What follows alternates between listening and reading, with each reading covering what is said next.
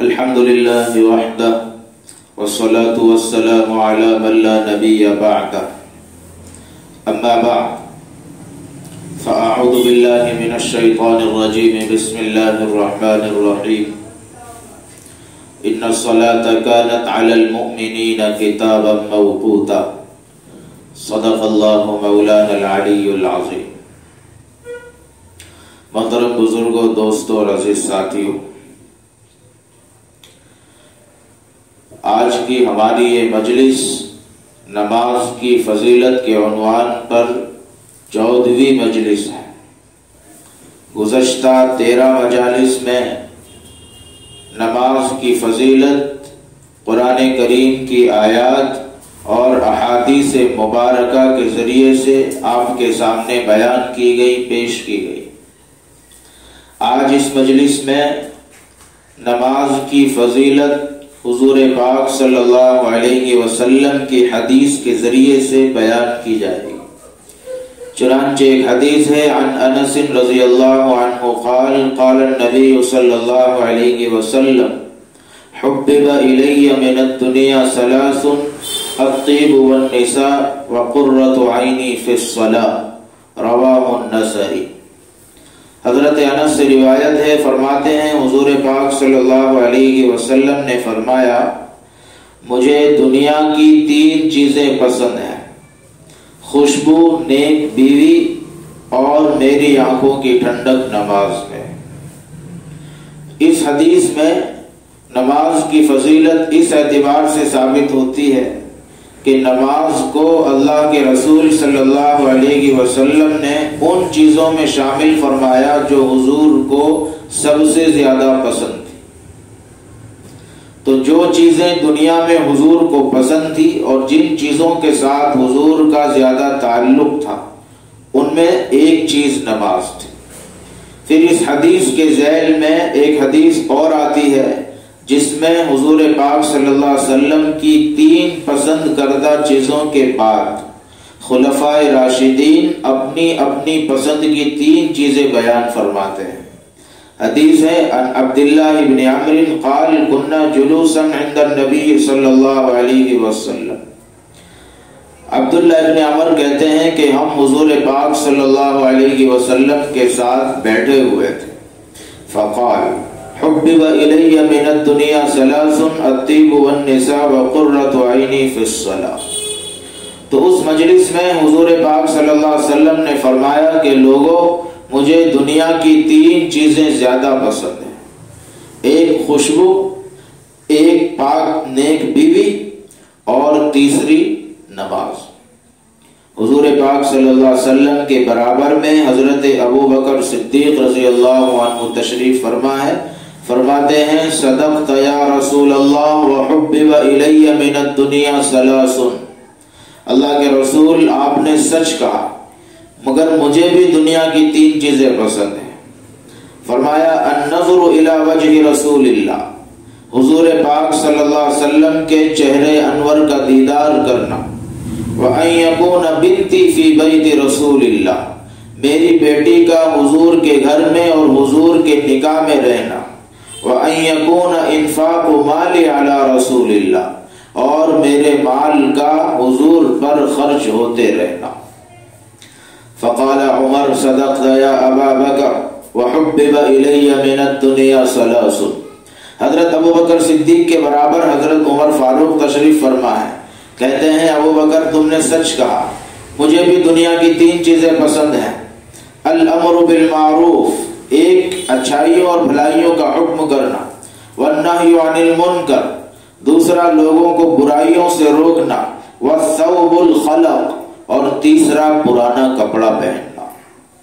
فقال عثمان صدقت یا عمر وحبب الی من الدنیا ثلاث۔ حضرت عمر کے بازو میں حضرت عثمان غنی رضی اللہ عنہ تشریف فرما ہے، کہتے ہیں کہ عمر، آپ نے سچ کہا اور مجھے بھی دنیا کی 3 چیزیں پسند ہیں، اشباع الجیعان، بھوکوں کو کھانا کھلانا، وکسوۃ العریان، اور ننگوں کو کپڑے پہنانا، وتلاوۃ القرآن، اور قرآن کریم کی تلاوت کرنا۔ فقال علی صدقت وحبب الی من الدنیا ثلاث۔ حضرت عثمان کے بازو میں حضرت علی رضی اللہ عنہ تشریف فرما ہے، کہتے ہیں کہ عثمان آپ نے سچ کہا، مجھے بھی دنیا کی 3 چیزیں پسند ہیں: الضرب بالسیف، تلوار سے جنگ کرنا، والصوم فی السیف، گرمی کے روزے رکھنا، والخدمۃ للضیف، اور مہمان کی خاطر تواضع کرنا۔ فبینما ہم اذ جاء جبریل، ابھی یہ گفتگو صحابہ کی چلی رہی ہے، اچانک حضرت جبرائیل علیہ السلام اسی مجلس میں حاضر ہوتے ہیں اور کہتے ہیں کہ تم سب لوگوں نے سچ کہا، اور جبریل کو یعنی مجھے بھی دنیا کی 3 چیزیں پسند ہیں۔ فرمایا ارشاد الضالین، گمراہ اور بھٹکے ہوئے لوگوں کو راستہ بتانا، وموانست الغرباء القانتین، اور فرما بردار اجنبی اور پردیسی لوگوں کے ساتھ غمخواری کرنا، ومعاونت اہل العیال المعسرین، اور تنگ دست اہل و عیال والے لوگوں کی مدد کرنا۔ فقال اللہ تبارک و تعالی، حضرت جبرائیل علیہ السلام کی گفتگو تمام ہونے کے بعد اللہ تبارک و تعالی کا ارشاد آتا ہے۔ اب اللہ کہتے ہیں کہ مجھے بھی تمہاری دنیا کی 3 چیزیں پسند ہیں: البکاء عند الندامہ، ندامت کے وقت آنسو بہانا، الصبر عند الفاقہ، اور دوسری چیز فاقے کے وقت اور غربت کے عالم میں صبر کرنا، وبذل الاستطاعہ، اور تیسری چیز اپنی حیثیت اور گنجائش کے مطابق اللہ کے راستے میں جان اور مال کا خرچ کرنا۔ یہ حدیث یہاں پوری ہوئی۔ اب حدیث کے اندر جو چیزیں سمجھنے کی ہے وہ یہ ہے کہ جس صحابی نے جس چیز کے اندر ممتاز ہوا اس نے اس چیز کی اپنی پسند کا اظہار کیا، یا اس کو یوں سمجھ لیں کہ جن صحابی نے جس چیز کو اور جس وصف کو پسند کیا وہ صحابی اس وصف کے اندر مشہور ہوا۔ صحابہ کے اپنے اپنے اوصاف ہیں، کوئی کسی وصف میں، کوئی کسی صفت میں، کوئی کسی چیز میں مشہور ہو گیا۔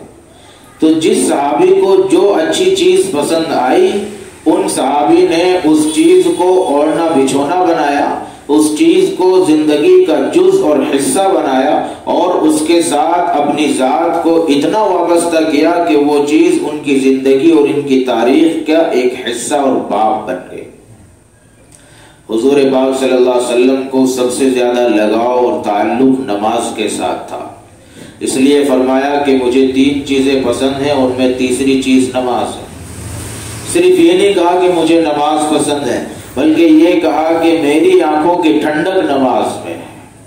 مطلب یہ ہوا کہ جو شخص حضور پاک صلی اللہ علیہ وسلم کی آنکھوں کو ٹھنڈا کرنا چاہے، جو حضور پاک صلی اللہ علیہ وسلم کو راحت پہنچانا چاہے، وہ نماز کا عمل کرے، وہ نماز کی پابندی کرے۔ اس کا مفہوم مخالف یہ نکلے گا کہ جو شخص حضور نماز کی پابندی نہیں کرے گا، نماز کی ادائیگی نہیں کرے گا، وہ جانے انجانے میں حضور کو دکھ اور تکلیف دینے اور پہنچانے کا ذریعہ اور سبب بنے۔ کیونکہ جس چیز سے حضور کی آنکھوں کو ٹھنڈک ملتی ہے، جب وہی عمل ہم نہیں کریں گے تو مطلب یہ ہوا کہ ہم حضور کی آنکھوں کو ٹھنڈک نہیں بلکہ حضور کے دل کو تکلیف پہنچانا چاہتے ہیں۔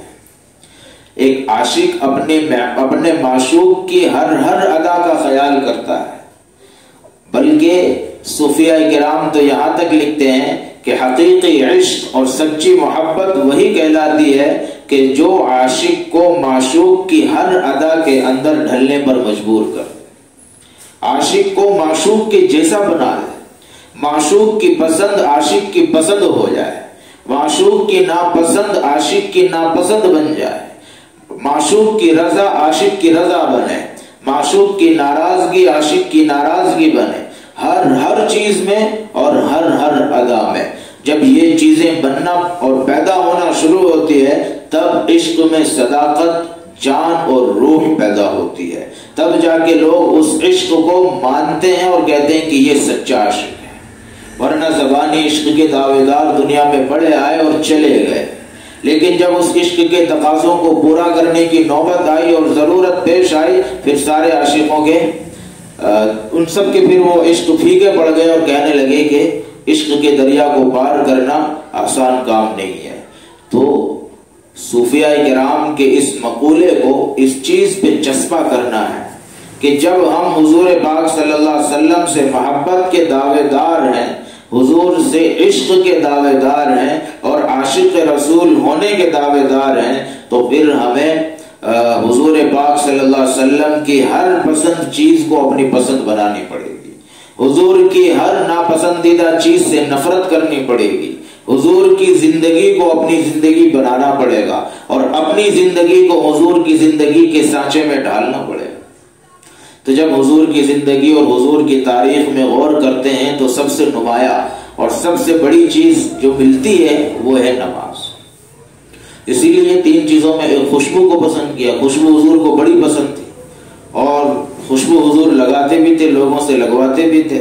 اس لیے ایک حدیث میں حضور نے فرمایا ہے کہ جب کوئی تمہیں خوشبو دے تو اس کو لینے سے انکار نہ کیا جائے۔ 3 چیزیں ہیں جس کو لینے سے انکار کرنے پر حضور نے منع فرمایا ہے، چاہے تمہیں اس کی حاجت نہ ہو، اس کی ضرورت نہ ہو، پھر بھی اگر وہ کوئی تمہیں دیتا ہے تو اس کو لے لیا کرو۔ اس میں سے ایک چیز خوشبو بھی ہے، عطر بھی ہے، کہ یہ اگر کوئی تمہیں دے اور تمہیں پسند نہیں ہے، تمہیں اس کی ضرورت نہیں، پھر بھی اس کو قبول کرو۔ تو ایک تو یہ پسند تھا۔ دوسری چیز حضور کو پسند تھی النساء، یعنی نیک بیوی۔